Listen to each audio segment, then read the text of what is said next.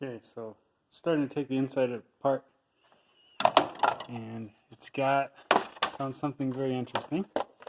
It's got this aftermarket cruise control on it. It's not really that important, that's not the interesting part, which has this cable that's kind of looped around here, going to the throttle body.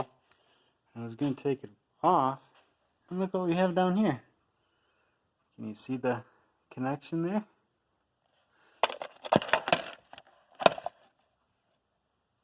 So we've got, there we go. So we've got the cable, which comes down to what appears to be a like a lamp pull chain, and then it's got, instead of a cotter pin on the end,